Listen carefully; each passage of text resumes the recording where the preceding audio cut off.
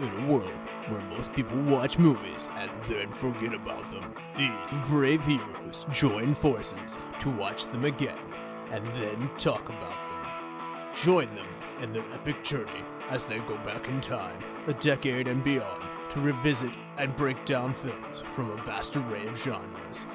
Do these movies hold up over time? Are they classics? Find out on Retro Movie Roundtable. Starring your hosts, Brian Fry, Chad Robinson, Dustin Melbardis, Lizzie Haynes, and Russell Guest. Coming now to headphones in your ears. Welcome all you lords, ladies, and knights to the Retro Movie Roundtable. Welcome to the show where we watch movies and then talk about them. I'm your host, Russell Guest, and joining me today are my good friends and co-host from right here in Pittsburgh, Pennsylvania, Mr. Chad Robinson. How you doing, sir? I am excited for some comedy tonight. All right. And from the Lone Star State, deep in the heart of Texas, Mr. Dustin Melbardis. How you doing, sir? I, Dustin R. Melbardis, in war the most admired, in wit the most inspired, and in love the most desired. Russell, I'm ready. Nice. I like it. You're gonna have to put away your cowboy hat for tonight and get those olive leaves. Oh no, the cowboy hat. Hey, in dress the most displayed, I am a parade. Chad, I don't think we have any stereotypical wardrobe here in Pittsburgh, so you'll just have to put. Oh yeah, your steel hard hat. There you go. You have to take your steel mill hard hat off and go for a toga. The village person wanted it back anyways. You had loaned it out. Now, today we're going to be doing a musical, kind of.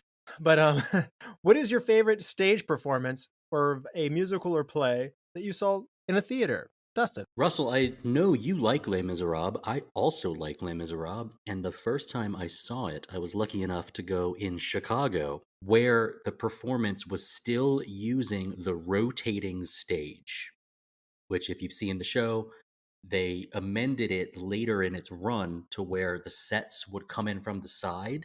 But at first, there used to be a great dynamic with essentially everything on stage being on a big turntable that would rotate.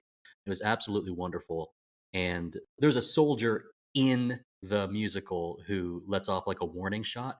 And at this performance, they had put that actor up in the seats. So the shot came from the audience and it spooked everybody. It was awesome. Nice. And it sounds better when it's not Russell Crowe. Oh, God. From Beyond the Barricades. Ugh. Yeah. From Beyond the Barricades over to Chad Robinson now. That I saw in theaters, I think it has to be Chicago. Dustin mentioned the city of Chicago. I'm going to mention the musical of Chicago. Oh, yes. When I saw it with my wife, and our theater was really, really into it. It was new to a lot of people, and particularly he had it coming. That was a huge hit, and people were just humming along with a song that they hadn't heard really before. Whoa. And that was just an awesome experience. It's a good one for sure. I think that's actually one of the better movie adaptations from the play as well.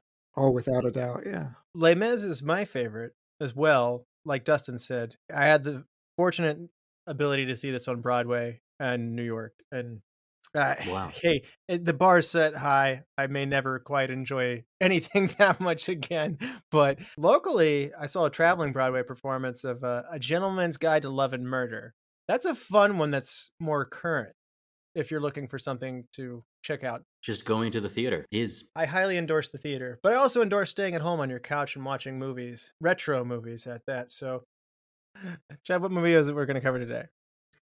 A funny thing happened on the way to the forum from 1966. Yeah, we're going back here.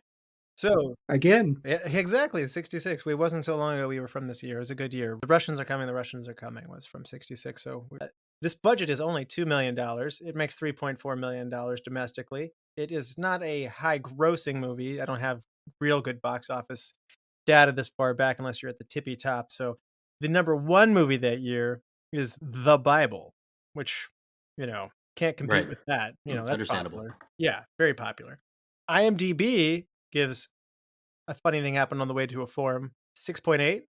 And the critics of Rotten Tomatoes like it considerably more at 86%.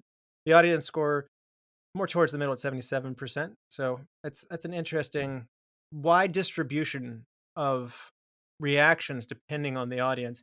It is an Academy Award winner for Best Scoring of Music and an Adaptation or Treatment. And it was a candidate for one of the funniest movies for the AFI's top 100 years of laughs, but it did not make the cut. But it did make the cut to be on our episode tonight. So, Dustin, had you seen A Funny Thing Happened on the Way to the Forum? I had only read the title of it ever before, so I had no expectations for it at all. Never seen it. Watched it twice because it did exceed my expectations. I think this falls into a category with musicals or things of a bright and sing-songy nature where you kind of have to be in the mood for it, or you have to know that you like this kind of movie, which is why the difference between the critics and the audience, I would say there's some audience members that might just say like, oh, I wasn't expecting this very particular type of comedy. But no, I'd never seen it before, but I was very glad it came across our desk. Being that it came out in 66, being that it's based on something that happened probably in year one, let's see. Do you feel like this has weight to be worth watching today? 54 AD, by the way. Oh, 54 AD. Sorry. Yeah, Yeah. the wine year threw me off. You're right. Sorry. The wine year, yeah, Yeah, one. so 54 AD. Is this worth watching today? For me, absolutely. Not only that, during my watch, I was thinking, this is worth being remade. I could see this doing gangbusters if you got the right kind of hammy actors to do this kind of thing. But for this particular production, there are some things that are clearly dated, and maybe it's an opportunity for the old heads to explain, oh, this is what it would have been like to do a comparison to stage show, and like this movie has numbers and why that's like a specific thing that's filmed in a different way. You'd have to do a little bit of explaining, I think, to a younger audience, but it holds its weight as far as its content and style for certain. Mm-hmm. Yeah. Now, Chad, had you done A Funny Thing Happened on the Way to the Forum before? I hadn't, and this was on your list, so occasionally it depends on the dealer, but we have our dealer's choice, and sometimes we're benevolent and say, here's a list, pick from it. Sometimes we're just say, you know what, here's my movie, we're doing it like Airbud. But Russell gave us a big long list. My favorite movie of all time is Gladiator. I love movies that are set in ancient Rome. So this was the one that I chose. It was awesome to get that list. I didn't know what to expect. We had just hit 1966's The Russians Are Coming, which is a comedy that I didn't really find very funny, to be perfectly honest. So I saw the year and I became very concerned.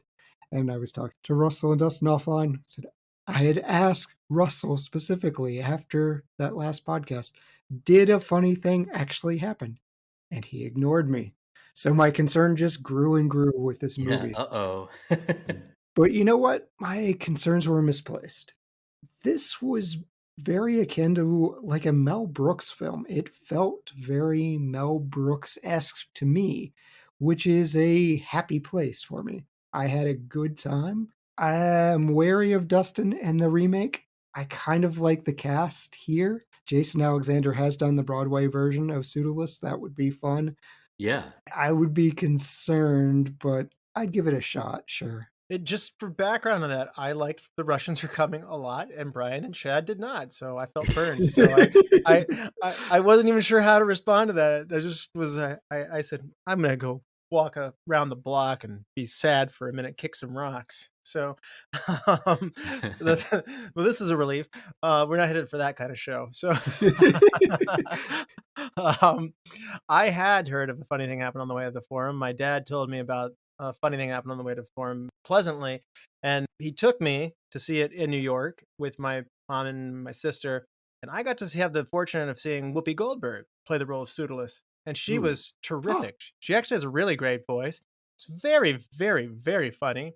I saw it again, a local production at the opposite end of the spectrum in Charleston, West Virginia, at the local, Civic Light Opera Guild. And you know what? This is funny to see at a local production, so you don't have to pay top dollar to have a good time with this one. Obviously, the singing takes a step down, but you can have fun at a play with locals too. So, as someone that was in that Light Opera Guild, I'm a little hurt. You're no Whoopi, Chad. You're no Whoopi. This is true. Although you may be able to pull that hairstyle off. Just food for thought. No, that's offensive to many cultures. Anyway, I actually saw it a third time with my wife in Pittsburgh at the local production of it, which is perhaps a step up from the Charleston production, but still not Broadway level stuff. But she had a great time with it. It's very funny. And so I've seen this on play a number of times. My dad had mentioned it and did mention Zero Mostel being very funny in the role of Pseudolus, and I got a chance to see it now. It had always just been on my list of things I want to check out. And I said, Dustin's on this episode. I think we should go back to the musical, Will, because we've had good luck with this one before. Yeah, I lean favorably that way. Yeah. So this pick was for you in theory. When I made a menu to choose from, and you know what, I didn't get as much music in this one. I was surprised. So they cut some songs out of this one. So, but I had a fun time with it. It is funny. Musicals in general are underappreciated. I'd like to see more of them now, and I think that I would go with Dustin and say, yeah, you could remake this. I would be happy to, if nothing else. More musicals in today's times are a good thing. It's a genre I think that really fell out of favor. I mean, by the 80s, they were really slim pickings, and then Disney kept them on life support through their animated movies, but there was this little bit of a renaissance again in the O's, again through Chicago and some other movies. But I'm thinking it's possible that the way that this could get done is through a passion project of some of those actors who did come up with musical theater training and thinking, oh, this would be fun to get 10 to 12 comedians with singing chops to do a stage show. I don't think, and this is the odd thing to say, I don't think you do this to make money. It might make money, but you do this as a love story back to the theater, if that makes sense. I'm on board with it. So I'm going to side with Dustin on that one a little bit. So, but anyway, there will be spoilers that lie ahead. So if you haven't seen this one, do check it out. We will be back after this. Welcome to the All 80s Movies Podcast. I'm Bill. And I'm Jason. And this is the podcast where we talk about the blockbusters, the flops, and everything in between from one of the freshest decades for movies, the 1980s. So whether you're a brain, a jock, a valley girl, or a Jedi, we've got some 80s classics for you. Do these movies stand the test of time? Are we discovering something new? Is there an 80s movie we're finally watching for the first time? Join us each week as we dive into the cinematic nostalgia that inspired and influenced a generation. From the hits to the cult classics, we'll discuss our earliest memories, favorite scenes, fun facts, and our not-so-favorite movie moments too. It's the All 80s Movies Podcast, now available on all major streaming platforms. Please subscribe and happy listening. All right, we're back. And for those who haven't seen A Funny Thing Happened on the Way to the Forum since year 54 or since 1966, Chad, do you want to refresh people's memories? Pseudolus, a slave during the time of Emperor Nero, is the lyingest, cheatingest, sloppiest slave in all of Rome. He's constantly scheming how to buy his freedom. When he finds out his young master Hero has fallen in love with a courtesan next door, Pseudolus strikes up a bargain. He'll help Hero get the girl if he's granted his freedom. Unfortunately, the courtesan named Philia, who happens to be a virgin, has already been sold to Miles Gloriosus, who is coming back to claim his bride. Pseudolus lies and manages to steal Philia and has to come up with a plan to fool Miles. He and his overseer Hysterium convince Miles that Philia is dead, and Hysterium dresses up as the body. Miles declares that he's going to cut out Philia's heart in memorial, and the fake Philia rises from the dead, kicking off an epic chase across Rome.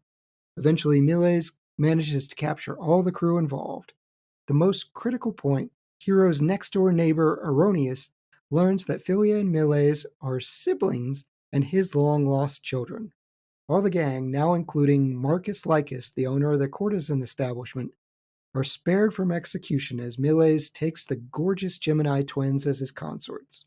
Pseudolus gets his freedom and the beautiful Gymnasia courtesan, as well as 10,000 minae dowry compliments of Marcus Lycus, and Hero, of course, gets his girl, Philia. That's a great plot summary. Not only did you do hard to pronounce names, but you brought it all in real quick. So that's awesome. Those 8 years of Latin kicking in right now. I've got a huge grin on my face from just listening to you talk about because there's a lot that happens. But your succinct wrap up was like, all of this stuff, it has something very funny attached to it. And so I'm just going through my head of the scenes of everything you mentioned. It's great. Yes, and as the movie opens up saying, "This is something for everyone, a comedy tonight." So I think we talked about this is something that is fun content. But Chad, you mentioned it right away. Is the Roman setting here one of the things that's sucking you in right away? I am a sucker for ancient Rome. This is what I wanted to do with my life as a historian. Unfortunately, where I went did not offer any Greek, and Greek is required for a classics degree. So I had to get 4 years of Greek and 2 years of grad school. So that became a reroute for me. But yeah, anything to do with Rome, I'm very, very happy. History of the world, when we visit the Roman Empire, I'm happy. Ben-Hur, all of these things, Gladiator, again, my favorite. Just the setting is so bright, colorful. There's corruption everywhere. There's just a lampoon. So many ridiculous things. But Right? Colorful, corrupt. yes, all the way to the emperor. Dustin, we mentioned how this is a musical, but it is said that, in the late 60s, you're having a falling off of the musical genre. They removed a lot of music from this one. And it's interesting. I asked my father-in-law, did he remember it from the theaters? And he said, yeah, yeah. I didn't think of it as a musical, though. I really just thought of it as a comedy. Yeah, you reminded me. Yeah, there's music in that. I had a good time, and I remembered it positively based on the performances. But it's interesting, the music is diminished here. Dustin, is that enough for you to still say that this is a musical? Or is this some getting caught into somewhere in some nebulous in between? It's entertainment. Like Miles asks for during his sit down orgy for 14, bring me entertainment. Yes. And that's what we have here is we have entertainment. We have japery, we have hijinks, we have cunning, lying, we have sex appeal. We've got music, we've got bright colors, the wonderful setting, the corruption. We've got some ominous type characters who are there to be antagonists in a way, and then you've got a lot of people who you want to see succeed. So while the music, I think I didn't count, but when we were chatting offline, I was saying there's only 5 or 6 numbers in this production, which means they had to cut a lot of stuff out. Now, some of that is replaced with some astounding cinematography, especially with the live animals. But the things that we get for the movie production is a lot of fun. Some of it seems impossible to do on stage. And so when you think about songs being cut, when this was written and who wrote it, we're looking at entertainment was brighter. It was featuring the lovely voices of our stage actors, and that was enough. But as you mentioned, and I didn't really know this, but if musicals were falling out of style or out of fashion, how do you turn something that is entertaining and bright and funny into something that's still commercially appealing? And you get something like this, which is kind of a mishmash. I'm uncertain if I would call this a musical either. I think I didn't go into these viewings thinking of the Muppets. The Muppets can be funny without music, but music is integral to what they do. Mhm. They must have it. I'm thinking of what we covered with DJ, gosh, maybe 2 years ago now, was a Little Shop of Horrors would be funny without the music. You could do a lot of stuff that's entertaining and worthy of being a show. And on video, I'm putting my hands out, jazz hands, of being a show to entertain the audience. And I think this movie really accomplishes that, even if they doubled the amount of songs. I don't know if that's needed. I think this, as this viewpoint of the production, was enough. And there's plenty of hints as to where some of the things you see on screen come from. Mhm. I think about the everybody ought to have a maid. It's very clearly a Sondheim-esque, I want to do a song about something silly and we're going to spend time on it. And that's like, all right, well, all the quick cuts during that, this is very clearly something for the 4 men to do on stage. And you can see its appeal if you were sitting, right behind the orchestra, and you can see how, well, to stay true to form, we need to include that kind of scene in this movie. So you see where it comes from. But I think the general quick wit and the fast pace of this movie, it's calibrated well. It's not as fast as Monkey Business will say. It's not too fast. There's a lot going on though, and I think it works. Now, Chad, what about you? What are some musical moments? Let's go ahead and talk music earlier in the show than we usually do because the nature of it. What are the moments of music that are working for you? I don't think there was a single moment that didn't work for me. I love this classic Singing in the Rain. You're calling Dustin your musical guy. Come on, I've been on Singing in the Rain. I gave that 5 stars. I am just enchanted by this type of stuff. The Moses Supposes scene is just silly. It's ridiculous, but they're having so much fun. Everybody Ought to Have a Maid is probably the absolute standout for me. I think just seeing those 4 main characters hamming it up. It's a ridiculous song, and it Yes, it is. with ridiculous context of thinking, okay, this maid is going to sleep with you, and there's all this confusion and mix-up leading up to the funny song of everybody ought to have a very attractive woman that's attracted to you, and this is your definition of maid. Yeah, it's silly, but Bring Me My Bride, Mile's song. I love it, man. This dude is Gaston. Yes! Yes. He is. He's like, out of my way. I take very large large steps. Like I could just see him. I'm promptly as large as a barge. He's Gaston. So. Hey man, when I was a lad, I ate 12 dozen eggs or whatever it is. There's a reason I started the show with his line. I think I'm so glad you liked that number like I did. Oh yeah. We haven't gotten to this one yet. I love the Young Love Lovely song where this woman is vapid. She doesn't have very many redeeming qualities, but Hero is so young and so infatuated by looking across the window of his neighboring house, the House of Flesh, Yes. as they call it. And he's fallen so deeply I would say infatuated with this woman. And when he meets her, I would think most people would sit there and be like, womp, womp, womp. But nope, she's lovely. Oh, I like that self-awareness. I mean, she's basically saying, hey, they didn't train me to literally do anything else. The only thing I have, the only skill and tool in my tool belt is I'm pretty. Yeah. Is 500 more than 300? It's almost double. An honest virgin. What a terrible combination. You know what's great is I believe it's a very quick cut. Is we have Hero tying a little diary with a note to a bird to fly across the windows to get into the hands of this woman that he does not know yet. And the bird immediately cannot fly and lands in the alley. And there's a bunch of other birds with a bunch of other journals attached to them. And I guess what's even funnier to think back in retrospect is even if she got it, she couldn't read it. Right. She can't read, that's true. There are a ton of those little throwaways, though. Even the opening, the comedy tonight, where they're painting little donkeys to look like zebras and horses. Yep. There are guys in the background doing that.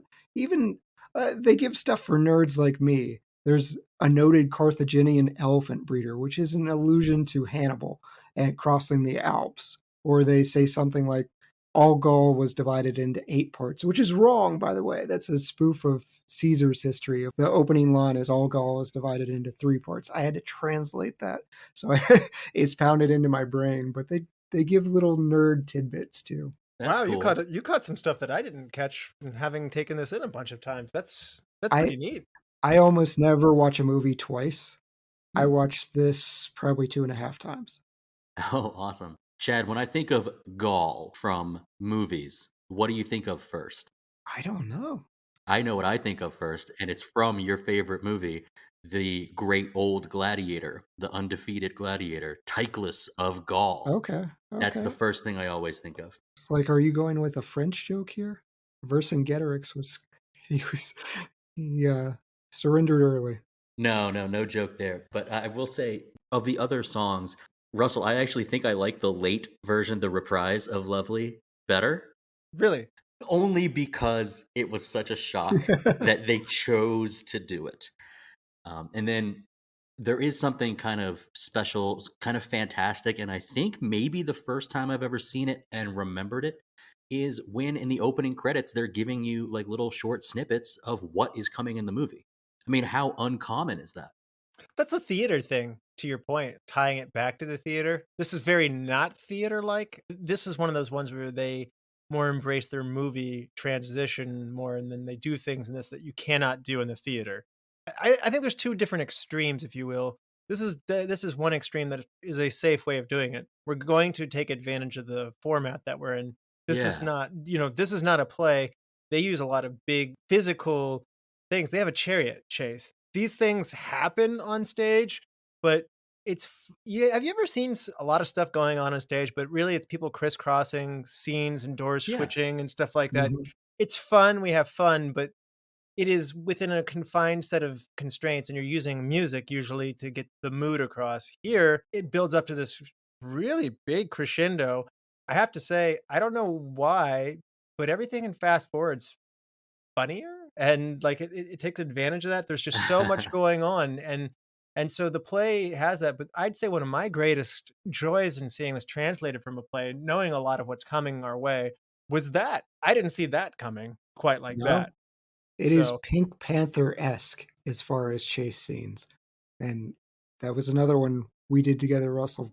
The Pink Panther chase is just epic. It's fantastic. Check out that episode. Check out the original Pink Panther. It's a lot of fun. it is a lot of fun. I think it's like a movie cheat code where if you really need a dynamic like ending and you have the budget and the capability to pull off a chase, it should work. And this one works in a completely unexpected space in this wonderful countryside. And we have a lot of stuff in what would be considered like an urban center of Rome. Mhm. And it kind of blew my mind the level of detail that they would be up on the second floor or like the little pools inside of the main like atrium. Like there's a bunch of stuff that I was like, wow, this seems accurate somehow. The Temple of the Vestal Virgin, yeah. Yeah, yeah.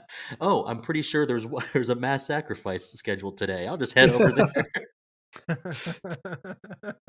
There is one just before we leave. There is one musical number that I don't think I loved as much, which was the funeral sequence, and I imagine that would have stood out more on stage, potentially. We're also at a time of the movie where Miles is on the point because you keep thinking that Pseudolus has succeeded in tricking him, but he kind of keeps coming back, and we're at the point where it's like breaking, like, no, I'm not tricked anymore, get them. And so because there's that tension in the air, maybe that's why I was kind of thinking past the whatever beauty or aspect of the funeral sequence was. It didn't hit with me either time. That would probably be my low light, but at least there was some cool like dancing and choreography with that.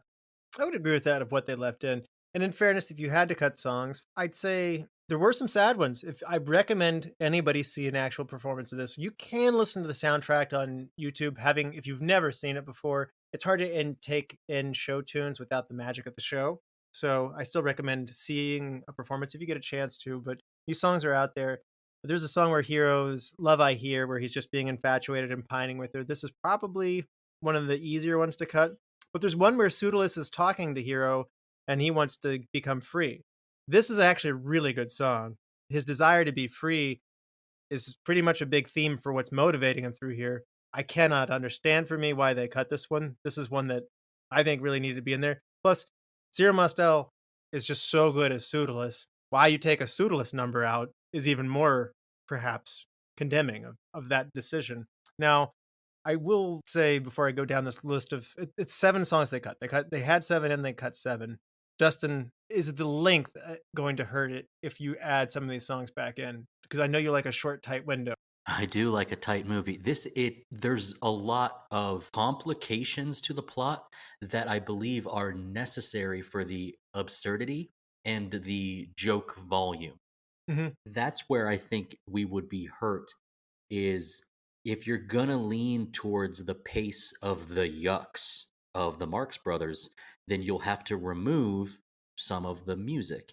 And so I believe that was what was done. if there were fewer primaries, then we could have more songs. I think we were right around an hour and a half. Mhm. It's like 90 minutes-ish. It's like maybe even a tad under. And I suppose that would have been long for the time, or at least on the edge of what feature-length film used to be.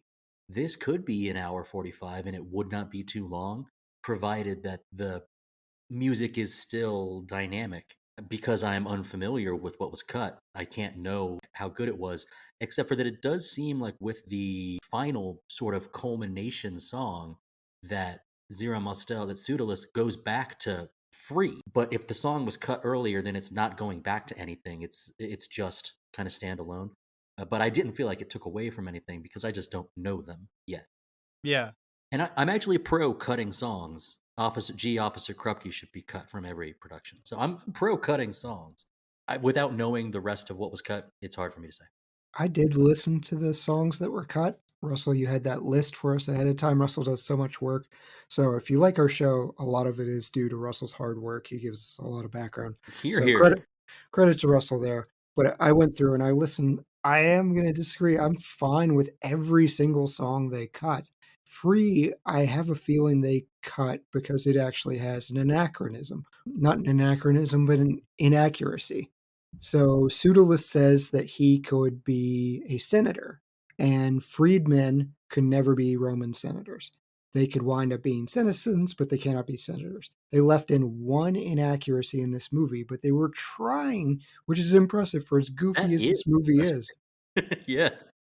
They left in one, and it was the joke we've already talked about. Was one a good year? That's too good of a joke. The Romans at this point weren't using a Gregorian calendar, so they're based on when Rome was founded. So they would never say, hey, year one, was that a good year? So Pretty Little Picture is between Pseudolus Hero and... That's a fun one. I'm Calm is actually one of the ones that I want to cut down. Mysterium obviously struggles to calm down with all the madness that is going on in the house, and he's trying to stay calm. Impossible is with Cynics and Hero. This is the old man and his son. This is another one of the better ones that I would have kept in. And then Dirty Old Man, Domina gets a song. She doesn't really get her moment in this. She's such a funny character, but she is de-emphasized through this production. And the theater, there's a lot more of like, people every time that she walks by of like, ooh, she's scary. She's rich, she's powerful, but she's unattractive, and that joke only builds and piles up in the theater. You get it here, and the character is articulated so well. They paint her face like so white. I mean, you know, and you get to see where she gets it from too with her mom. I know that was so which is funny. wild. I entertained 200 officers by myself. By yourself? Well, Hysterium was a great help. And what a great shot of his face afterwards. That is a good face reaction. And then lastly, That'll Show Him by Phyla at the end. You got to stop calling her Phyla. It's Philia. Phyla is slang for penis. Oh no! Yeah, Wow. Isn't that kind of a doe? No, that's philo. It's javelin, which is also used interchangeably for erect penis.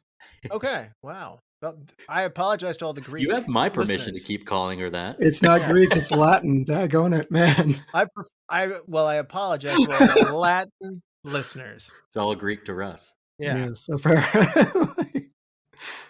But anyway, I remember, Dustin, at one point, I don't remember even the episode at this point, I really criticized a lot of movies for getting people in them. Mamma Mia, in particular, I'm looking at you, for getting people who we Here we go again.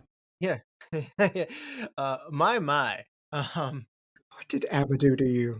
No, I actually don't mind the musical. I've seen in that one as well. But getting actors who we as the population likes but cannot perform. Uh-huh. It doesn't look good. I like Pierce Brosnan. I don't like seeing Pierce Brosnan sing because he can't do it. I'm sad for Pierce Brosnan, and it's just a sad moment. I want people who can perform. I don't necessarily care if I know their name. It's nice if you do. I mean, Catherine Zeta-Jones and Renee Zellweger and Richard Gere, those guys delivered. But not every movie's delivered in that way. And this movie did what I was really saying that you should do. They went and got people who had stage experience. Each actor that opened up the role of Pseudolus on Broadway are big name actors. And Nathan Lane's done this before. And as you mentioned, Jason Alexander's done this one before. And Both Whoopi excellent Goldberg. castings. Yeah. Mhm. So, and then Zero Mostel. This guy he has played Pseudolus on stage before he comes to do this. Jack Gifford has played Hysterium. He looks very comfortable in the role. Like, he's done this before, and he knows how to. He's done this in front of people. He knows how to get the maximum laughs when they dress him up as a dead body. So it's fun to see him do it. Like, so he's doing three things at once. He's Hysterium, but he's standing in as a dead corpse. That's funny. But he's a dead corpse dressed up as a woman. So he's two things that he's not. That's With funny. very hairy arms. I There's know. a lot of dress up play in this movie, Yeah. Yes. which I enjoyed. And that's just really funny, and he's bad at it. They don't even put makeup on him. In fact, like, he's super not convincing, and this general is convinced by it, and that just makes it even. I somehow think it goes beyond jumping the shark to just being even funnier, and because he's done this on stage, he knows how to get all those laughs. Bill Silvers was offered the role of Pseudolus on Broadway, but he turned it down. He couldn't wear his glasses and stuff, and he feared on stage accidents. And so Phil Silvers goes on to play Marcus Lycus. So he has done this play before. So again, there's knowing what works for these roles. And so Mhm. in even some of the courtesans Hookers. had done yes. That's a nicer name, by the way. Yes. Courtesans. Even some of the courtesans had been their roles in the plays. So two of the additional ones, Panacea and Vibrata. Yeah, vibrato. Vibrata. Yes. Yeah. So those. It's what you think it is. Yeah. Well. Yeah. Anyway, It's a great it's- way to play an instrument as well. That's vibrato and is Italian. Yeah, those things aren't related. man, fact check Chad over here. He's in his element, and I'm here for it. I would love to do more history-based movies with Chad. Yes, this is what everyone wants is The retro movie etymology and- news table. No, Yes. I like it. I love learning stuff. It's fun to see the stage performers brought in. Everybody's brought here, and we also have Buster Keaton, who is a landmark actor late in his career. Last role. Not As the erroneous. Yeah. This is the last role. A fun character. he's still funny. He's not Yeah. particularly healthy, but he's still very funny. Yeah, he ran into a tree and did the pratfall, which is fantastic. The director didn't know he was going to do that because he had to stand. He was sick. He had to stand in and do most of his stunts, which is the first time that's ever happened. You're right, Russell. They went and got the right people, the people that knew how to ham it up and really milk these roles for what they were. I think that's incredible. You do notice that there's singing voices dubbed over how they would be actually singing on screen, and that is always forgivable. Always forgivable, even when it's not perfectly done. And it's not perfectly done in this movie, but that's okay. It's forgivable. It makes for a better experience. And I know this is part of my industry, but it's like when brides get their pictures done on a sunny day if it's raining on their wedding day. It's all about what the audience is taking in. Even if it's the same people doing their parts and then they just record over it or dub over it or whatever the term is, I think it really works. I got to mention one thing, and maybe one of you knew this, but young hero here, who I think should really be applauded for all of doing his own stunts too, because Yeah. he's fallen all over the place. And because I didn't know what I was getting into with this movie, I'm thinking, oh, we're eventually going to start following Hero. And then he's got that Monty Python, son of the person that runs Castle Swamp, I love Prince to of Castle sing. Swamp. He's got that kind of voice. And I was like, oh no, am I going to have to listen to this the whole time? And what's so wild about it is that his singing voice is lovely, because this is one of the most acclaimed singing actors of all time. This is the original Phantom. Did you know this, Russ? I did not know this when I went in, but in researching it, yes. Yeah, Michael Crawford is the Phantom Of the opera. well, along with Sarah Brightman, like Mhm. Mount Rushmore. Hey, it's worldwide. It should be more than Mount Rushmore. Like, this guy is incredible, and this is very, very young, and so he doesn't get to show off his chops in this movie that much. I would have loved to see that, but With especially, I didn't know what you had mentioned about some of the courtesans who were actually from the stage show. The way that they film that scene where they're all kind of showing off their stuff, I think that's great. It did remind me of a stage show, and it really does matter what your original point was, which is they got the right people. I feel a song coming on. No! Nope, no, you don't. No, he doesn't. I'd rather. Nope, no, you wouldn't. Back to your point of anachronisms, and I just meant Phil Silvers. Like, if you're familiar with this actor, the guy who played Marcus Lycus, he normally has big, goofy glasses on. IMDb him, or just Google him. They're good glasses. He had to do all of this with bad eyesight, and it was hard for him to do all this stuff. So that really didn't show. So, but hardcore, no anachronisms. You can't wear glasses in Rome. I felt like in the comedic setting, anachronisms can be used to be funny. Mel Brooks uses them in History of the World Part 1. But that's just not the decisions that they made here. They went with another thing. And I'm actually got to say, they didn't choose to use those yucks. And they had plenty of laughs here without doing the whole like, oh, we're doing a historical piece in today's time. Nudge, nudge, wink, wink. Look at this funny thing. And I have to say, in some ways, you're future proofing it because things that might be funny in 1966 may not be as understandable, or maybe you're using a reference to a figure or a news event of the time that people might respond to really well in the 60s. But here in the 2020s, because they played it straight and kept those anachronisms out, the same laughs now are the same laughs that you had then. They're very universal, I think, in terms of coming of age awkwardness and all of these things. The themes can be good. The lack of anachronisms, like as a choice, I thought was very cool. And some of the things are evergreen in a way, such as Miles saying silence and Pseudolus screaming silence at the top of his lungs. Yes. It's gonna be funny throughout time. Like, that's so funny. But I think a younger audience might need to be taught that when Pseudolus is pointing in and looking at the camera and kind of filling you in on something, that like, oh, this is an aside, this is a stage thing. It was very indicative of the time, because they might not know, and you're thinking, oh, breaking the fourth wall, how tired. But for the time, it made sense that this is funny, and when you see that on stage, it's helpful. I love the commitment to it. Anytime that there's a choice and a sticking to that choice, I really dig it, and this was done purposefully and very funny. Is breaking the fourth wall tired? I usually just like that as a thing. I feel like Deadpool caused other movies to jump in on that, and it's become a little tropey, I suppose. That's what I would say. Yeah, maybe tired is too far in the red on the gauge. Maybe I was too harsh by saying it, but a little tropey is maybe more correct. Well, for 1966, it's not. No, Right. It's certainly the Deadpool copy everything. I mean, Deadpool comes out and it breaks Passion of the Christ R-rated, which is that is a very funny grouping of movies, Deadpool and Passion of the Christ, but it breaks the R-rated record. So people say, this works. People like meta humor. Do this. Yeah, interesting. I think it becomes a tool oft reached for when more creativity or more effort towards something else to become very funny is not taken. Let's just go with a fourth wall break. It can seem cheap. Mm-hmm. Agreed.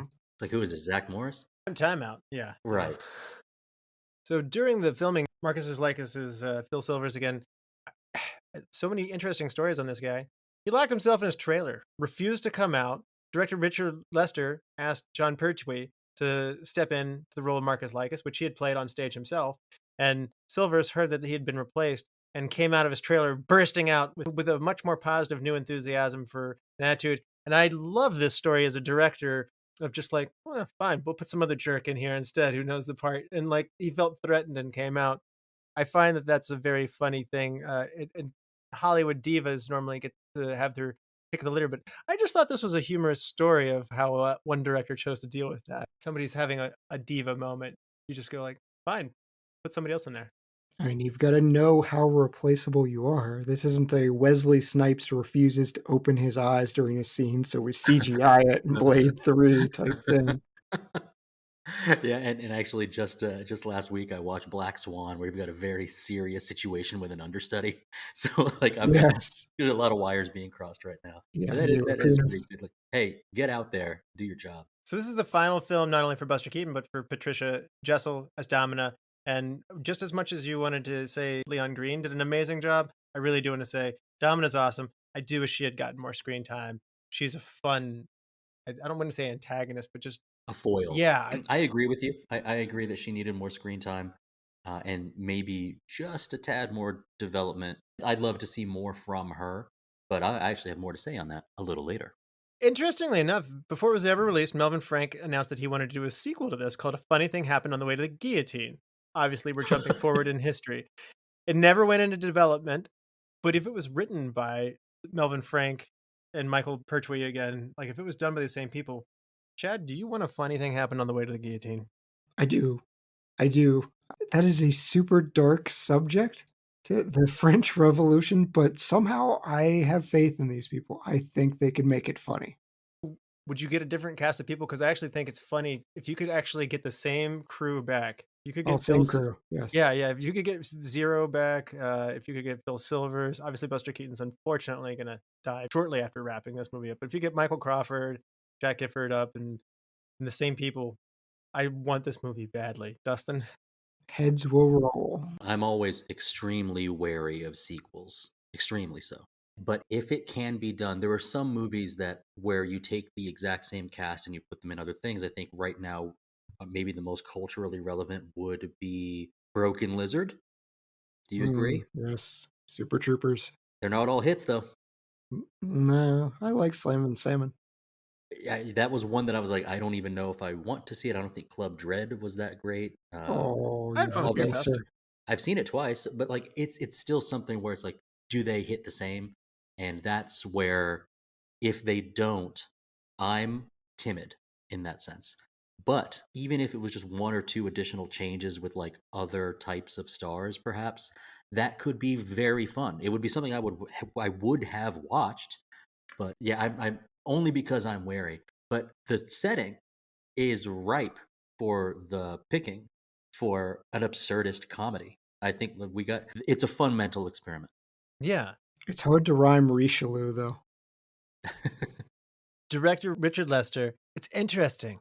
Normally, the actor comes later, but in this case, they wanted Zero Mostel. And for those of you who aren't that familiar with Zero Mostel, if you've seen The Producers, which is a more popular movie that's endured more than this, even this is Zero Mostel, who's from The Producers.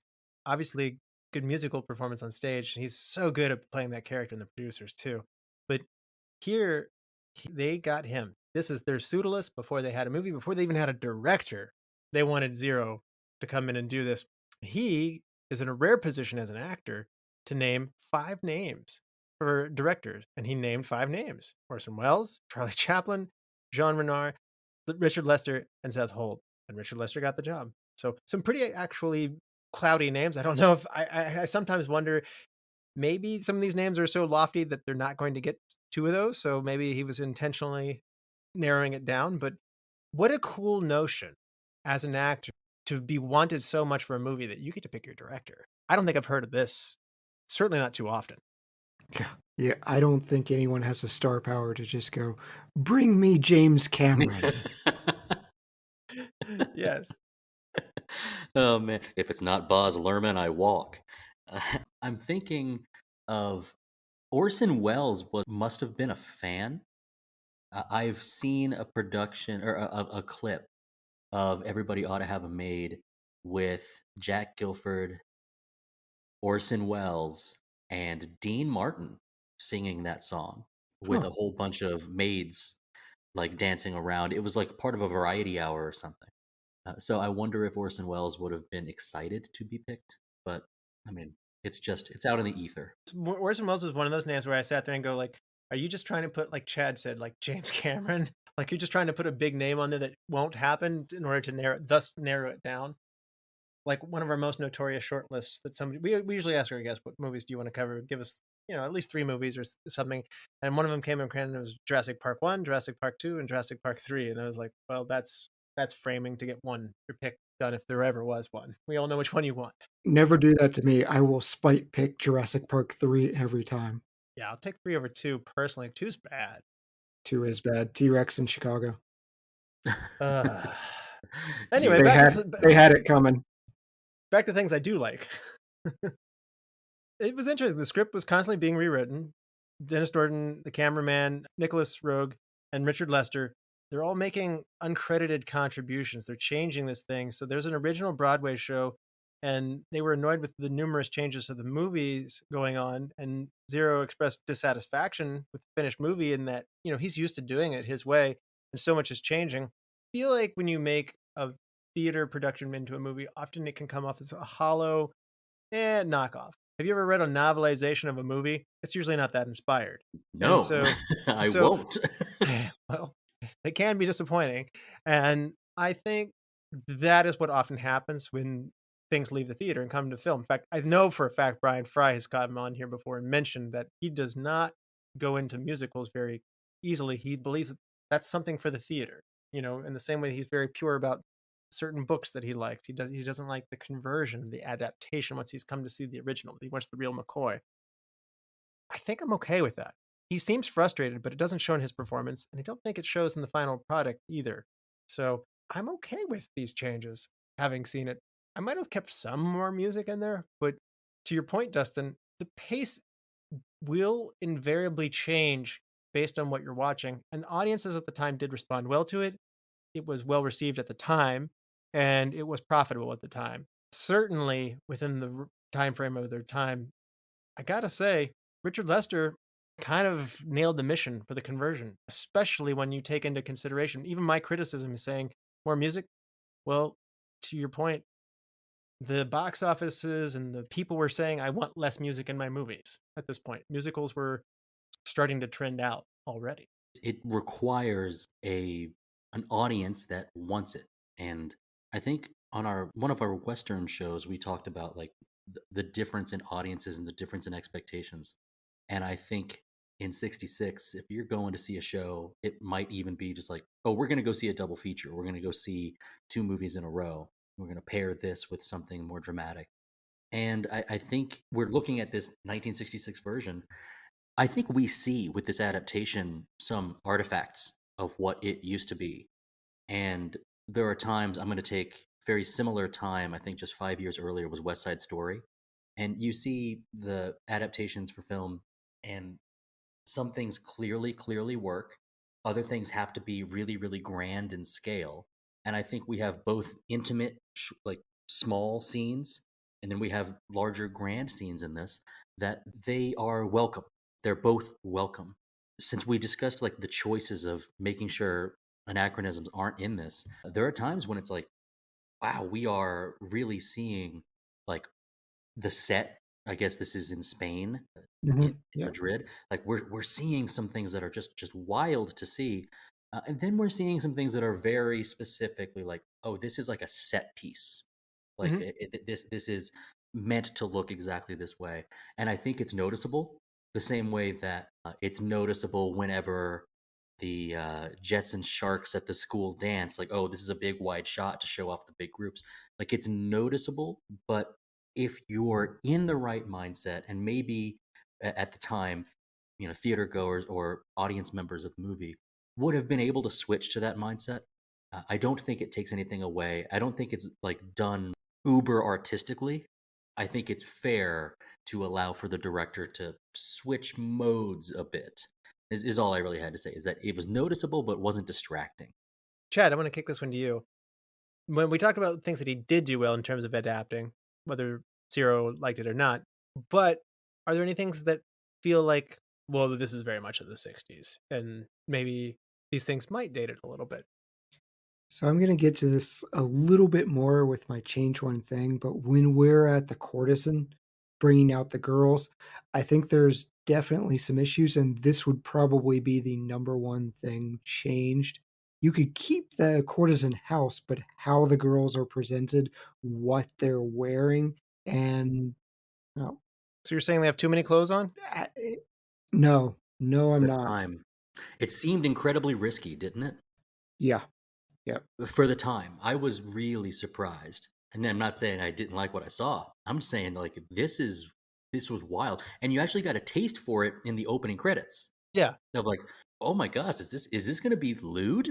And it's not quite there, but it's close. So like sometimes that's where moviegoers are gonna be a little standoffish. I guess, hey, there's something for everyone. I thought Chad was going to go and turn this into Porky's just now because he was like, this is Rome. This is not lewd enough. I thought you were steering into that. It was more like the presentations with Vibrata, who's from Africa, and so we Right. dressed her in the loincloths and things. I think that stuff is going to be changed if we did it in 2023. You have the girl from Asia who's got all the little bells on her, and she's doing a very stereotypical dance. I think you could do something different, and I'll get into that a little bit more on Change One Okay. Thing. Okay.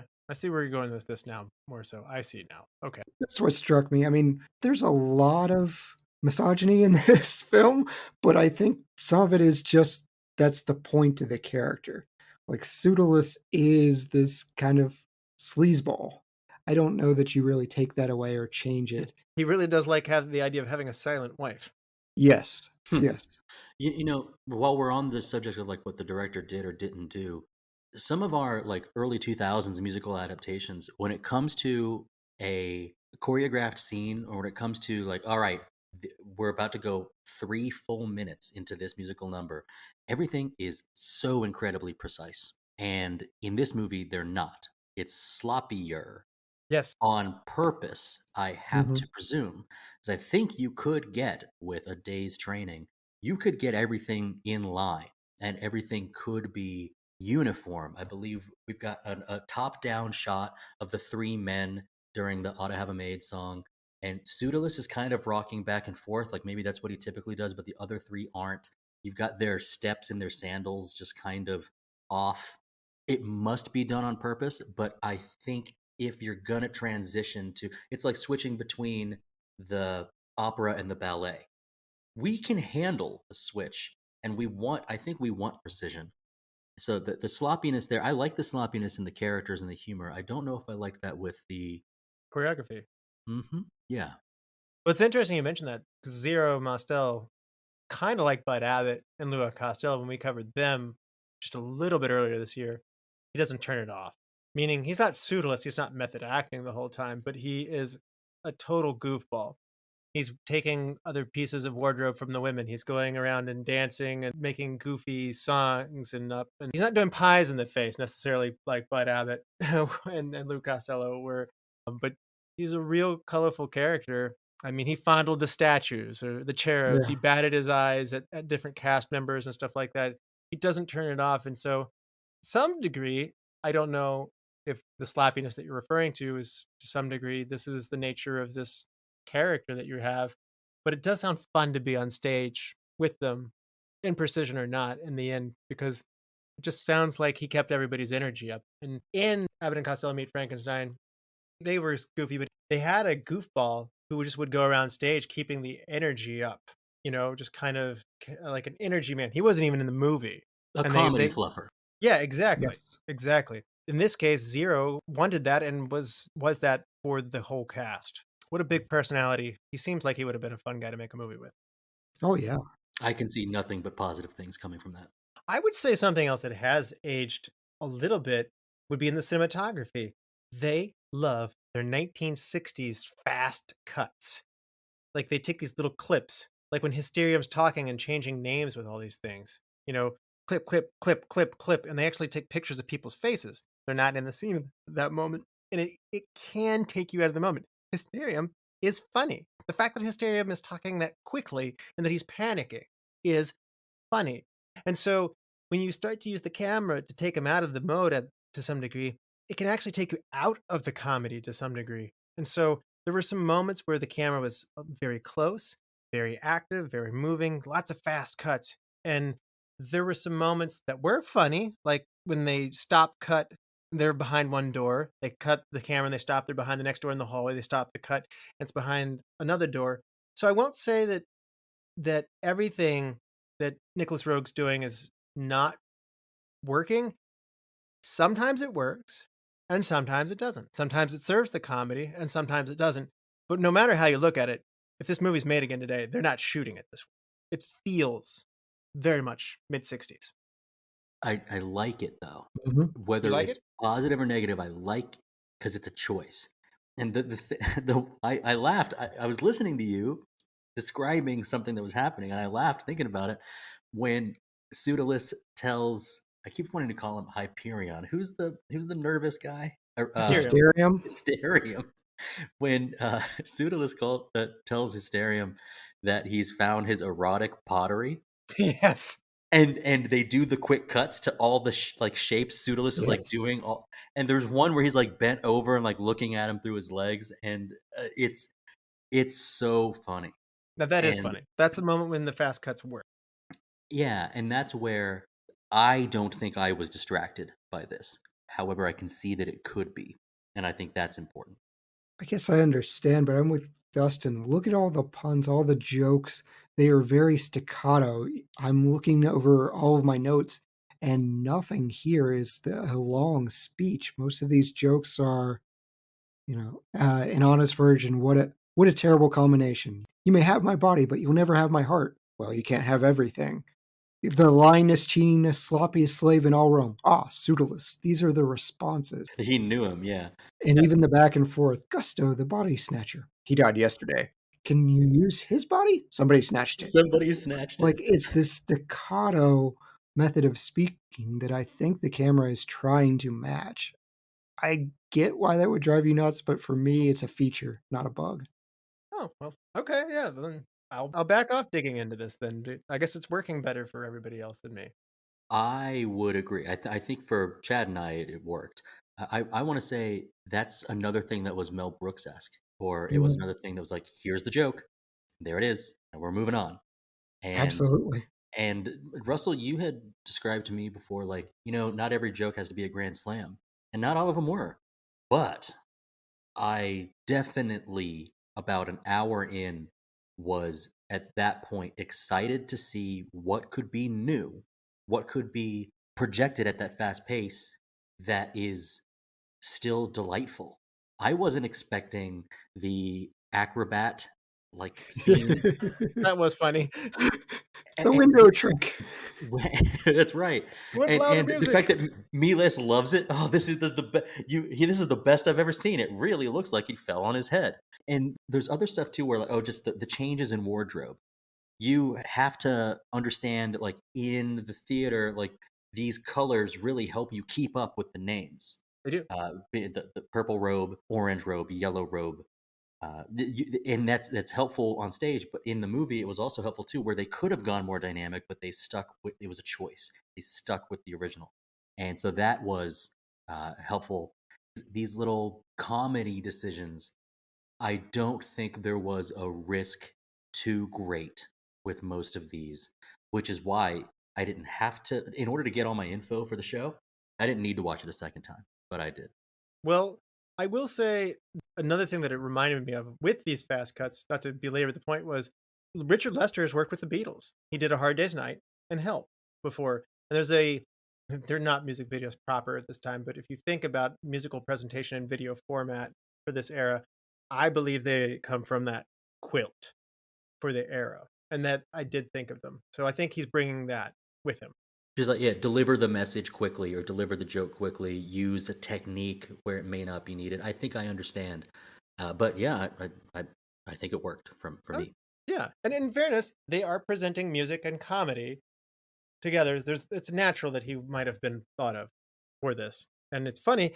I didn't necessarily think of Richard Lester. To me, he's the Superman guy, and you got Superman 2 and 3. Like I think Superman. I guess he did a version of the Three Musketeers as well, but Superman's really what I think of when I think of Richard Lester. But now I'm going to think of him with this too. Different ends of his career. Sometimes the cut is so quick that it really punctuates the joke too.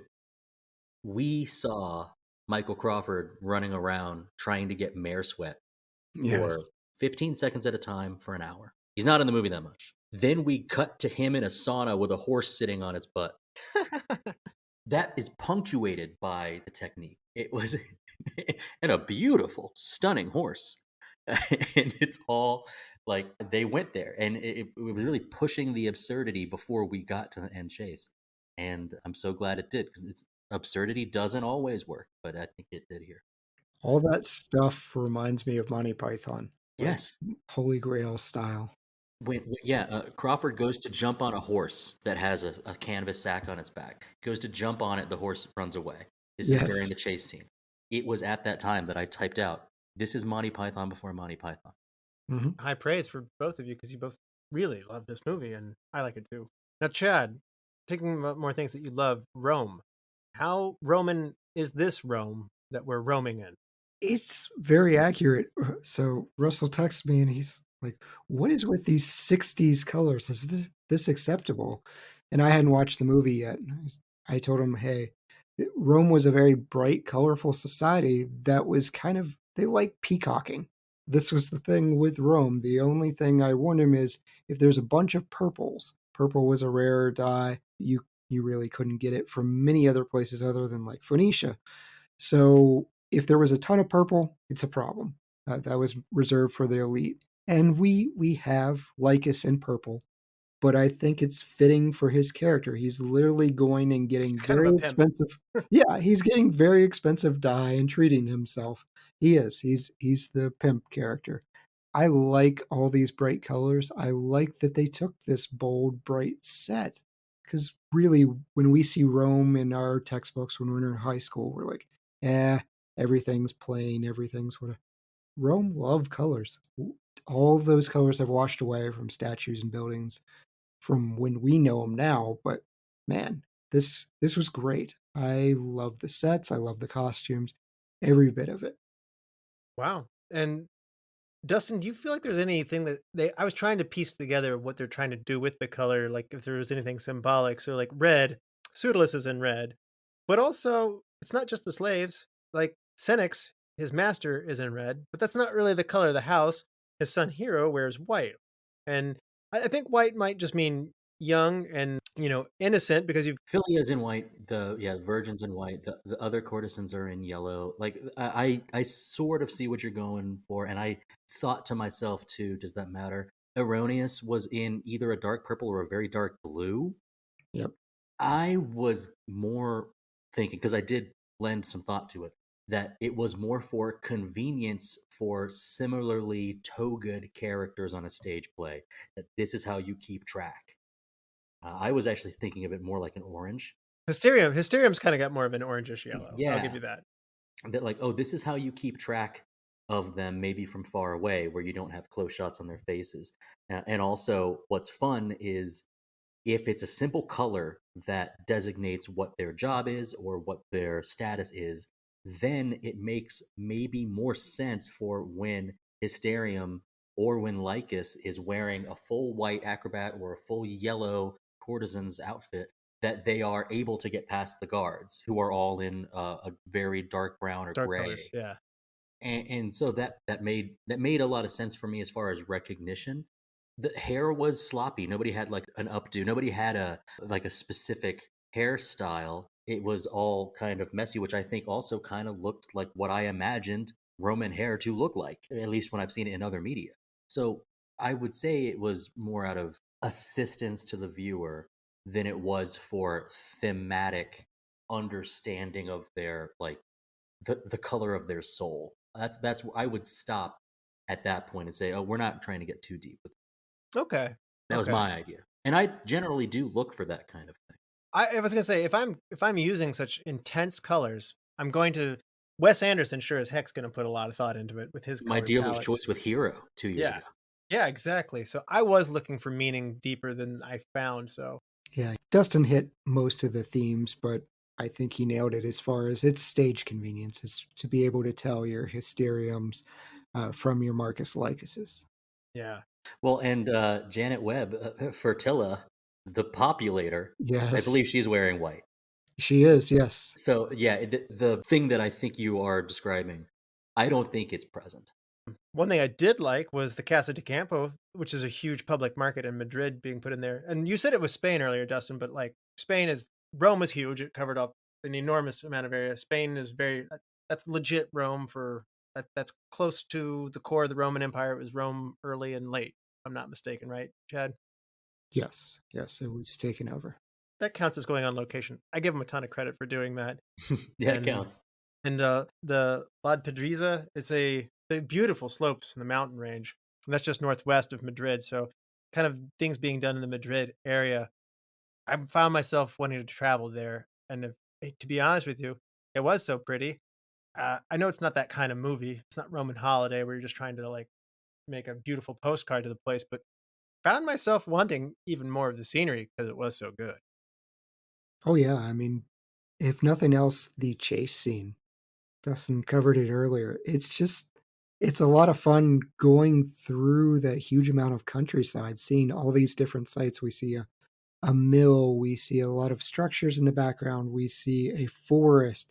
It transitions so rapidly into so many different things. It was fantastic. What do you guys say we hand out some superlatives? I'm ready. Vala, Superlatives tonight. Dustin, MVP. It's got to be 0 because of his experience bringing to the role, his absolute eating up the limelight when he has it. He's leading us, the audience, by the hand. He's playing a fun, quick-witted, clever fool. He is both the magician and jester. Like, he's doing it all for us. And he's got a lot of time on screen. And even though there's a lot of principals who are have their own motivations, I think his is the one that we follow the most. And at first I thought he was just going to be a helpful narrator, but he's so intertwined in everything that I couldn't think of anyone else as the MVP. So 0 Mostel. It's a great choice. Chad. could echo that. Pseudolus is just kind of this lovable, scheming slime ball, and you're cheering for him. He's he's just got this energy and cheese. So every time he's on screen, I am smiling. Love him. Yeah. I love how much he lies and people go with it. Like he's very quick on his feet to come up with a lie and nobody questions him about it. Even with big scale things of like, oh, that's too bad about Crete. What? Oh, I can't tell you. No, do tell I me. don't want to Do ruin tell your me. day. I don't want to ruin your day. He really digs in it to the point that like, you need to tell me what happened in Crete. Well, it's the plague.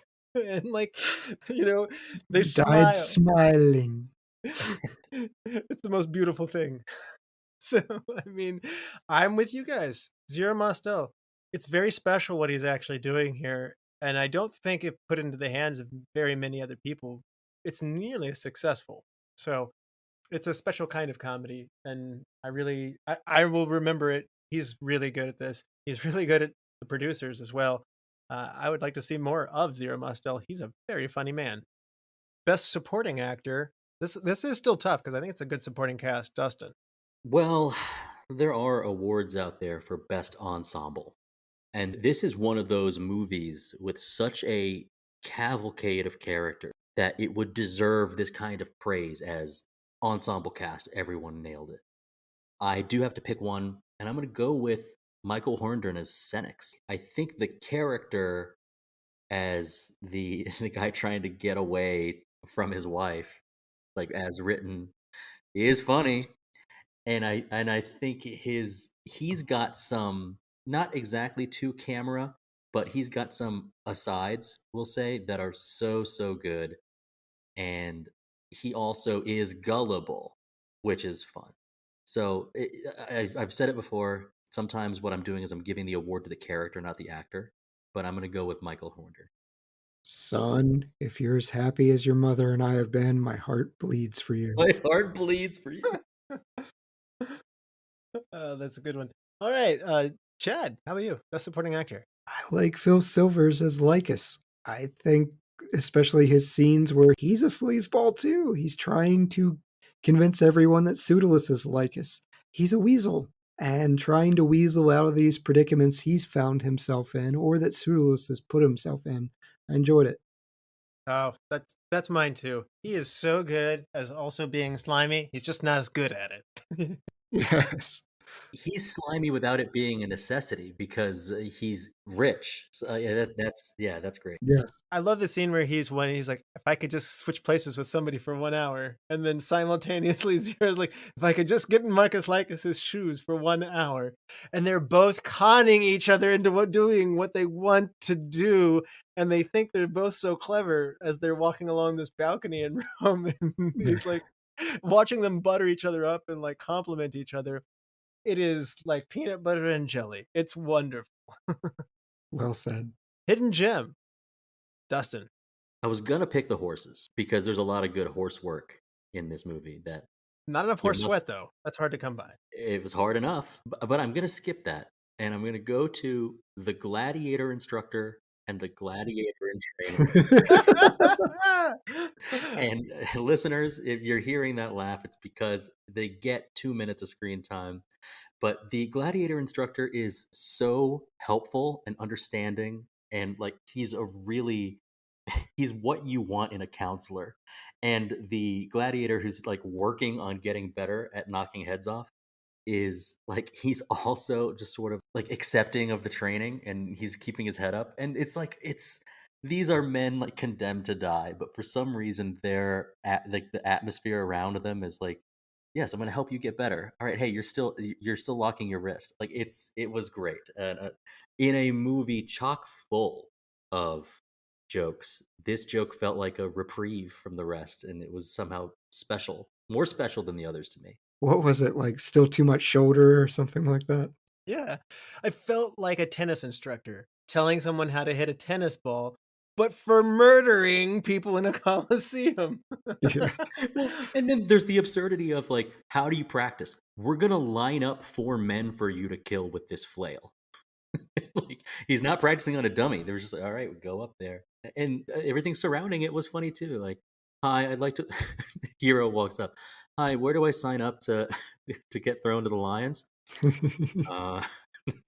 have to go to the training facility. Yeah. Pompeii. I think it's very funny how disproportionately pretty Gymnasia is. And she's all about going with Pseudolus. Their chemistry they have and their goofy non-sign language, sign language, and they totally understand in deep with minimal hand motions. That's always very funny. And I love how that scene that you're talking about ends with her. She's a very tall, athletic lady picking up a trident and saving his butt. I thought that was very fitting. Chad, hidden gem. That is my hidden gem, is Inga Neilsen as Gymnasia. She does the athletic thing for her name's sake, Gymnasia. But the fact that she can't speak throughout the entire movie and she's still funny is very, very hard to do. She's expressive. She has that great chemistry with Pseudolus, who is miles beneath her as far as the league. She is drop dead gorgeous. And it's just such a funny dynamic. I'm with you. She's really funny. Like, that is a great choice. She's very, very funny in a role that you might have just thought you might have gotten some eye candy. They ask her to do a lot without speaking. She does a great job of it. So, just for some variety's sake, I'm going to pick the Aqueduct of Segova. There's a scene where they're singing, and everybody loves to have a maid, where they're moving across this big aqueduct. Mm-hmm. What a neat structure that is. So, recast. Dustin? I could recast the whole movie in an 80s version of it. 80s version. Wow. Rodney Dangerfield is Pseudolus. Okay. Yeah. Are you guys not Rodney Dangerfield fans? No, I like him. I'm intrigued. I was kind of thinking John Belushi in my head, but yeah. I think John Belushi might be too tongue-in-cheek. I don't know. I mean, I like that too, but I like Rodney Dangerfield as Pseudolus. And then I was thinking Mel Brooks could be... Why do I want to keep saying Hyperion? Hysterium. Hysterium. Thank you. Hysteria. He kind of looks like him too. Yeah, I'm not saying it needs to be recast. It would be a fun recast. Okay. Chad, if you wanted to recast somebody, who would it be? And who are you putting in their place? I think I'm recasting the role of Philia, and I am putting Jane Fonda in here. Wow. Is she going to be good at the ditzy thing? She came... What was it? Was it Barbarella? No, I get it. She's a hot name for the time. Forgive me, because it's a great cast, and I don't like doing this, but Michael Hordern as Cynics. I'm going to get somebody probably too young to do it, but because his age is not quite right for this, but I think Mel Brooks as Cynics would be very funny to actually insert him into here. I've seen Mel Brooks be older, so my vision of an older Mel Brooks playing the role of Cynics would be very funny. I love it. I think Richard Jenkins could do a Cynics as well. Yeah, he's got the hair for it. That's for sure. That's maybe the reason I was going for it. Sometimes I just go on looks, all right? Yeah, he looks like he would like to have a maid. Everybody ought to have. Everybody. I think Richard Jenkins would do a good knock 3 times reaction when Pseudolus says he lines up this woman who's very aggressive and wants to be with him, and he has nothing to do with this large, strong lady. And he says, I'll be in there in a minute, just knock 3 times. And then he turns, you know it's coming, but it doesn't matter that you know it's coming. You just don't know who it's going to happen to. And he did perfect. It's his master, Cynics. And he said, she's in there waiting for you. Just knock 3 times. And this big arm reaches out and grabs him. Some jokes are kind of callbacks. I love the one where Cynics and Domina end up in the same room. My filly, my stallion, my husband, my wife, my gods. You have been distant these last 29 years. My heart bleeds for you. All right. Best shot. Chad. I think there are just so many fun shots during Everybody Ought to Have a Maid. The overhead shots is what gets me with the tile floor and the mosaics and things like that. They're moving, as Dustin said, not quite in sync, but I'm a sucker for that type of shot. It's fun. It's a fun number. And Dustin, best shot. The second lovely, the reprise with Pseudolus and Hysterium, where tramping through the woods. And it's because it was like they are really pushing the limit on how absurd they want to go, and then they do it, and we're getting the same kind of thing from Some Like It Hot, where like Lemon kind of likes being in the women's clothes. Very and funny. I think Hyperium, oh my god, Hysterium. And I think Hysterium is starting to like it too, and so when we get that shot, it's not about the shot's beauty, it's about the stark, just boom, we're gonna put this comedy in your face and you're gonna like it. It's so good. Yeah. Shouldn't I have jewelry? Yes, that was such a good line. I feel like I should have some jewelry or something. Just think dead thoughts. And I hate to go back to my head and Jim, but the Aqueduct of Segova shot, when it's a long shot, but those bright colors pay big dividends here as they're marching across the big aqueduct there.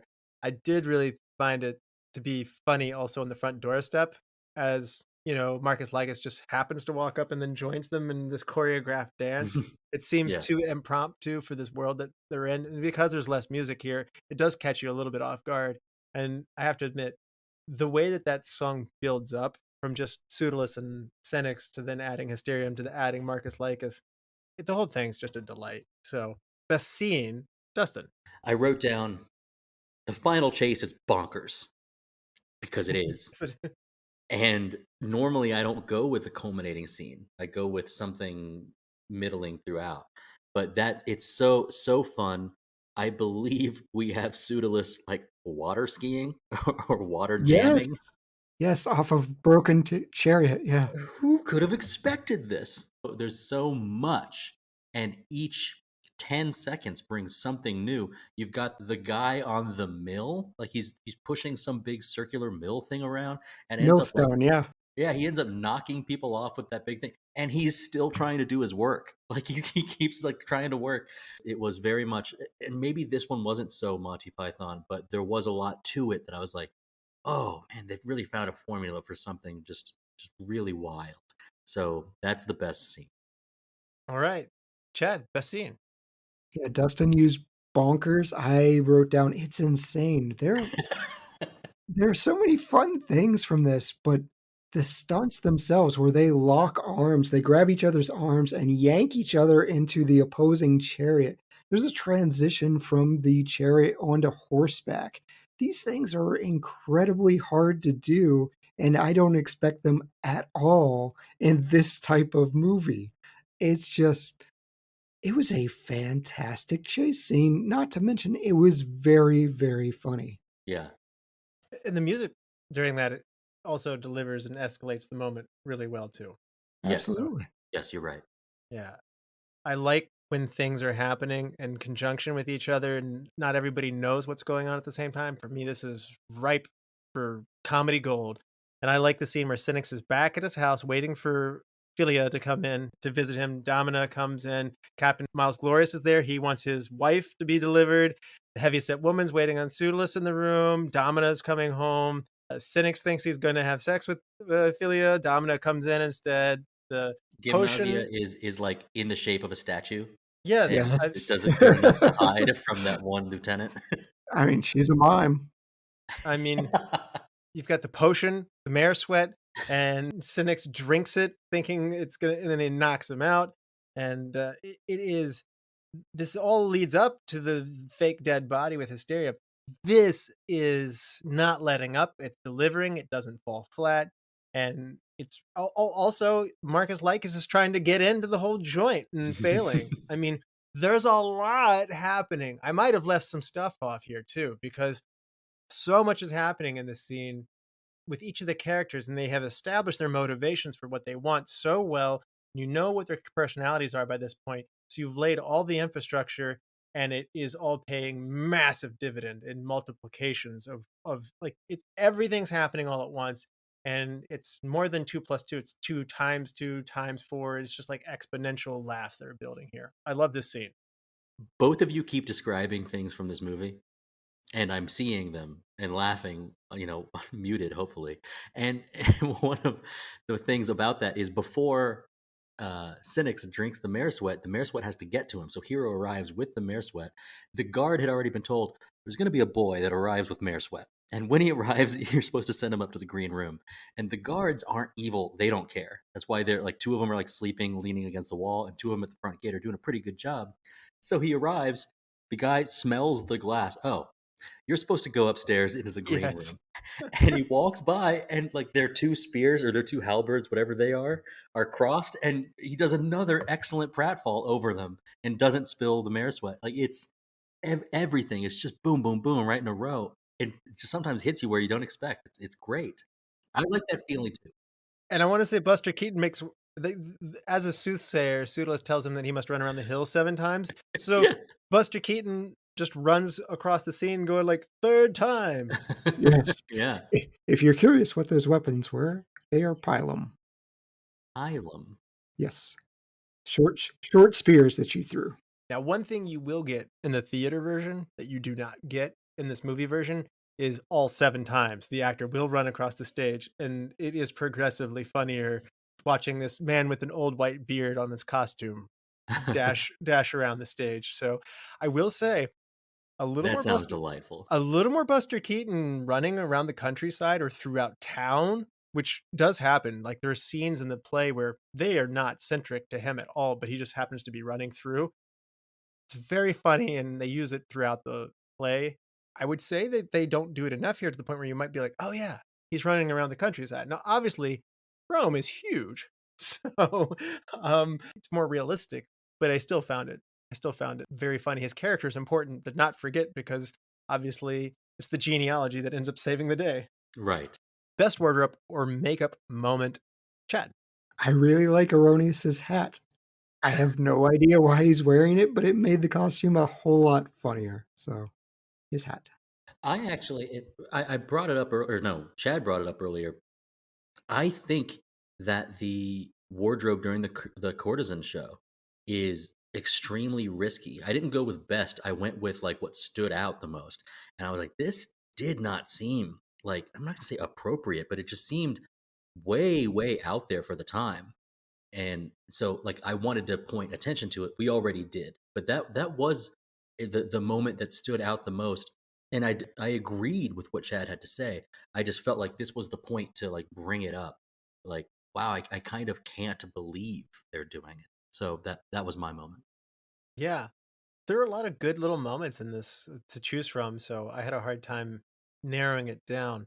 So, as a simple man, I'm inclined to say Inga Neilsen is gorgeous in that flowing like midriff kind of thing that Mhm. she's got. She's got those and that long hair. That's it's hard not to pick that. But for comedy, I think Domina and her mother by Patricia, Jessel, and Beatrix Lehmann is just going to the opposite.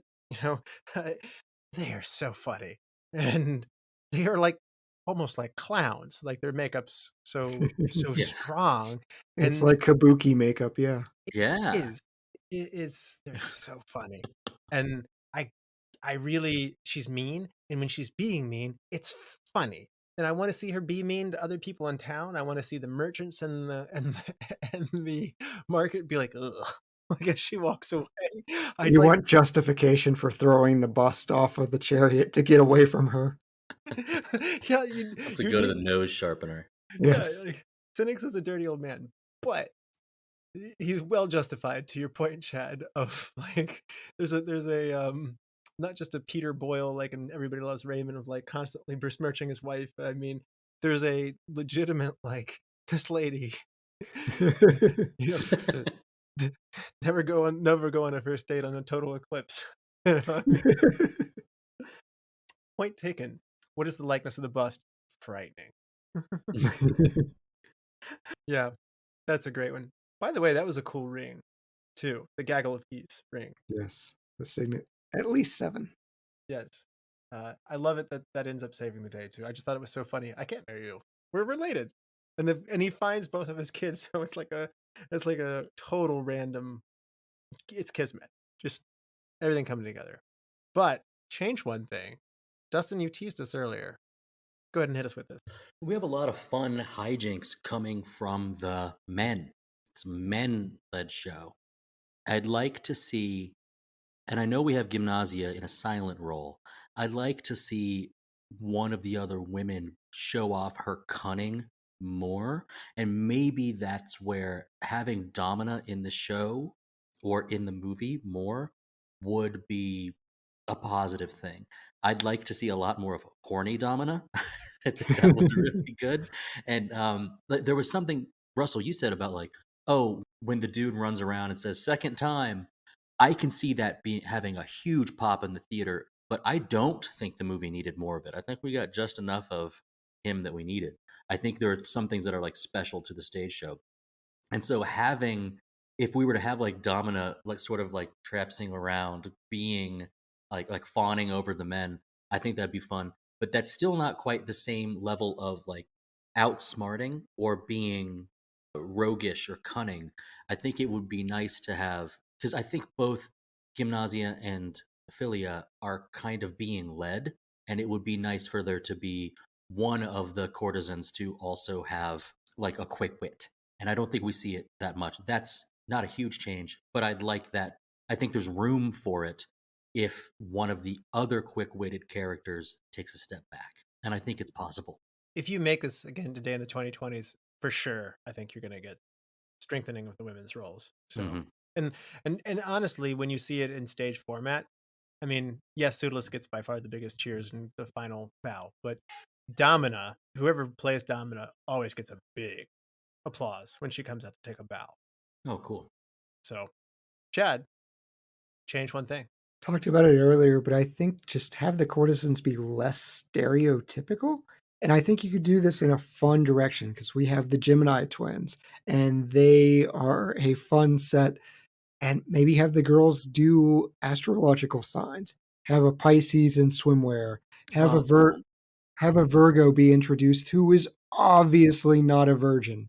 Just go that direction. And I think you've got a funnier thing than look at this black woman from Africa. Look at this Asian woman. Like, I like that. I mean, I'm not as upset by what you're saying because I think that is, I mean, honestly, I think playing up themes with a house of flesh is something that they might steer into even in today's oh time. yeah. But I have to admit your zodiac of this very funny. I like that. Might change one thing is I need a little bit of the music put back in. I think Free is a good one to put in there. You don't have to put all 7 songs back in. Dustin's right. There is some degree of adaptation that for time one must do, but the role with Cynics and his dad is something to kid as well. More music. Very good. Yes. Best quote. I think we've been like machine gunning quotes throughout this whole episode. We really have. But nevertheless, Chad, what's your best quote? Why do all the men find me so attractive? Hysterium in drag. Just Neilsen is like, oh, you're alive. I'm into you. He's like, what is happening here? Yes, I love that the guard is actually has the hots for Hysterium in drag. It's very fun. Yes. Dustin, best quote for you. All right, we really did machine gun so many that it was hard to think of one that hadn't been picked. And I realized that I didn't pick any of Miles's things that he says, even though they're so good. But I did go with a Hysterium quote, which was when he comes up on Hero and Philia, he kind of like pokes his head in on the screen. Never mind who she is. Who is she? Right. That's a dated joke. That's like a dated style of wordplay, I think, which is why I like it so much. I like the ditzy moment between Hero and Philia. And Hero says, "For us, there will be no happiness." And Philia says, "We must learn to be happy without it." Love it. Yes. Laying it on thick. I also like these little quick moments. Pseudolus is a never-ending line of good things, so Hero's slow wit is really funny pairing with Pseudolus of brilliant idea. Yes? No, I'm saying we need a brilliant idea. That's what we need. Yeah. Yeah. It's good. The mistakes with Hysterium, though, almost all of them make my list, even with Erroneous of when Hysterium's going, "I'm not a virgin," and you hear, "Filthy pirates." Right. What am I supposed to do? Wait. That's what virgins are best at. I liked it when Erroneous had the foreshadowing when he talked to Hysterium, and he says to him, "Pardon me, ma'am." And Yes. later he will be in and dressed up as a Oh, woman. yeah. So When you get that with Philia, it literally means brotherly. So she has a brother. I also loved it when Hysterium's like motioning on the other side of him what to say. He's like, "One boy," and then he's trying to make like hand gestures for hair and like be beautiful, and then Pseudolus goes, "One very strange little boy." uh, there's so many. We could keep going, and I'm not reading from a list. Yeah, I got a dud virgin. Well, how do you know? Well, because he also sold me a dud eunuch.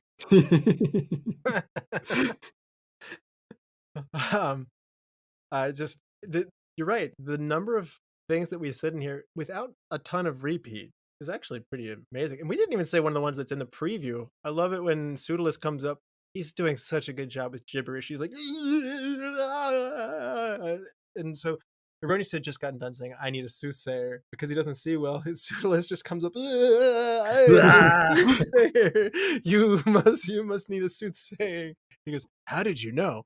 I'd be a fine soothsayer if I didn't." Maids like me. I'm neat. I like maids. They're neat. They're neat. All right, you guys, let's give this thing a rating. 5-star scale, half-star intervals. Half star is the worst, 5's the best. Dustin. I really had nothing but positive things to say about it.